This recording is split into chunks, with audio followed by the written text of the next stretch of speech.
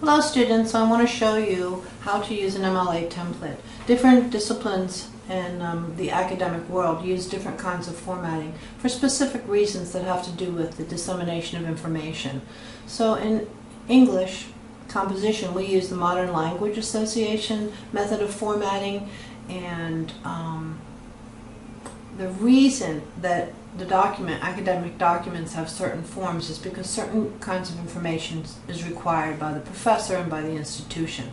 So here today we're going to learn how to do MLA formatting of your college writing documents. And the first thing you need to know is that I've made it easy for you by going into course content in Blackboard and hitting MLA Template and clicking on MLA Template again. This document here will pop up, and what you will see are areas in which to click. All the formatting has been done for you. This is really a no-brainer. All you have to do is fill in. So in the top you would double click until it turns blue and type in your last name. The page number and space are already there for you, and each time you scroll to a new page, the page number will automatically change. So if you start writing on page 2, the header will say page 2. This is called the header, last name and page number. Then you want to double click in this area until it turns blue, and this is called the heading. There are 4 lines of information in the heading, and each line is absolutely required so that we have the information we need as we read your document. So first of all, we would want to write in our own last name, first and last names, and that tells us who the writer of the document is. Then we would click here and make sure that we have the full course alphanumeric. For example, this is English, that's the alpha, and 101 is the numeric, but you also have to have the course section. All right, now this class is my online English 101, but my on-campus class, you have a different course alphanumeric, and you must have the entire thing written there so I know where to put the grades. That information is vital. The third line in your heading is who is your instructor. So when you go to turn in a paper and you forget what your instructor's name is, and the secretary up there wants to put the paper in the mailbox and she'll say, who's your professor, and you're drawing a blank, all you have to do is look on the heading in your document and you would see that this will go to Professor Van Eps's mailbox. And then here where we do the date order is different. In this date line you're going to see that you're going to have the day first, then the month spelled out completely, and then the year. And look how nice and clean that is. There's absolutely no punctuation, and it's very clear what the date is. The next step is the title. The title always gets centered, and for all intents and purposes I'm going to write in writing sample because that's the first document you'll be writing. But when you go to write, I'm sure that you want to have a much more catchy title that would tell your audience something about the document that is to come. Here are some instructions on how you begin your document.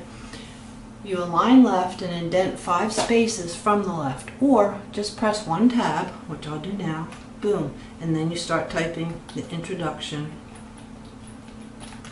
to your document. And you can delete the instructions then because you won't need them anymore.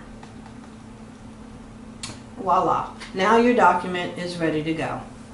And you will find that in Microsoft Word, when you go to the second line in your document, it'll automatically align left. You won't need a tab or anything.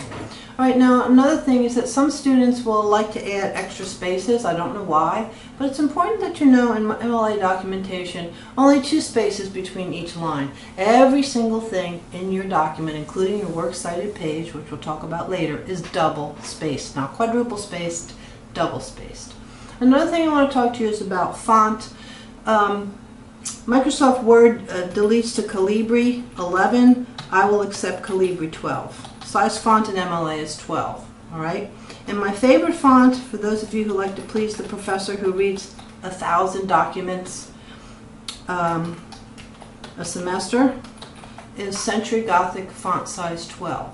And the reason it's my favorite is because it's so easy to read. Look at that, isn't that beautiful? So easy that is to read. Some of the problems with the default font, which is often Times New Roman for some of your word processing programs, is that Times New Roman is a font that uses serifs, and this is Times New Roman size 12. Notice that it looks a little blurry. When Times New Roman is sent electronically into a digital document, and I read the digital documents and turn it in, it gets blurry.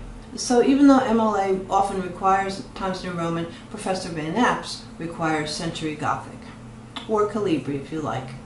Alright, if you have any questions, it would be very, very good for you to email me so that I can clarify any points. Good luck with writing your academic documents properly formatted with all the information we as your readers need. Thank you, students.